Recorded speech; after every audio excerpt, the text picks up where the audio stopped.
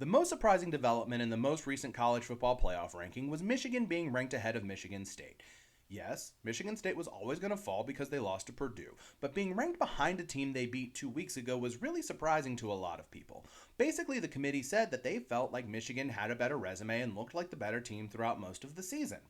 Don't necessarily agree with that, but that's how they feel, and that's why they put Michigan ahead of Michigan State. In the overall picture of the college football playoff, the Michigan versus Michigan State debate is fairly irrelevant because it'll work itself out. If both of those teams win out and beat Ohio State, Michigan State's going to go to the Big Ten Championship. In that game, they're probably going to play Wisconsin, who's probably going to be ranked at that point, and if they win that game, they'll have an extra data point against a ranked team, they will have won the Big Ten Championship, and they will have beaten Michigan head to head. There's really no argument at that point for putting Michigan ahead of them, and if the committee does, it's the biggest farce in the history of the college football playoff, and basically the committee just says they want the Michigan brand in the playoff, which exposes a lot of things about the playoff committee.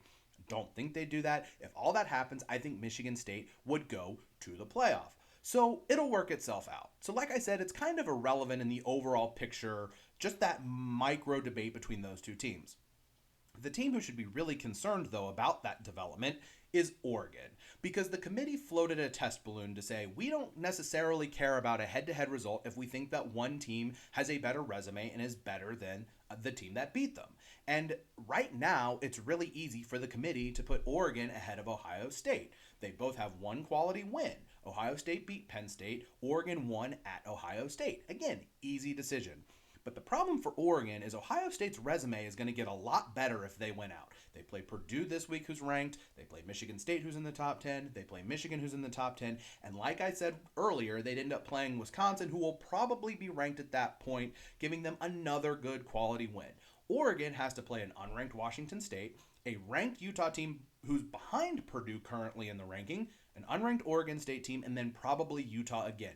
It's really easy seeing the committee, if both teams went out, saying, well, Oregon's resume is just not as good as Ohio State's, and we don't think that the head-to-head win should matter that much when Ohio State has played a tougher schedule and has a better resume. You can see it coming from a mile away, and that doesn't even factor in the fact that brands matter, whether the committee says it or not, and whether it's fair or not. It's not, but we're just speaking in terms of reality here. So it's really easy to see the committee at the end of the year putting Ohio State ahead of Oregon.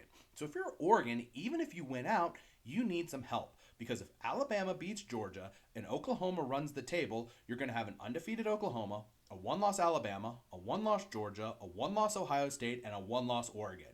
Oklahoma's eighth. Again, that's an easy decision for the committee to make right now because Oklahoma hasn't really played anybody of note. But they play Baylor this week, who's ranked. Iowa State will probably be ranked when they play them. Oklahoma State's ranked. And then they'll play one of those three teams again. So they'll have 4 ranked wins in the final month of the season. If Oklahoma wins out, they're going to be in the playoff. A one-loss Georgia's in, and a one-loss Alabama's in. So that leaves one spot for Oregon or Ohio State or maybe Cincinnati. But at that point, I think Cincinnati's also going to be left out, which is a whole nother issue. And it's really easy to see the selection committee choosing Ohio State over Oregon. Oregon went to Ohio State. They won. That's an impressive win, and they will have a legitimate gripe if the Buckeyes get picked ahead of them. But based on what the committee did this week by putting Michigan ahead of Michigan State, if Oregon wins out and Ohio State wins out, there's a really good chance that Oregon is going to be the team that gets left out.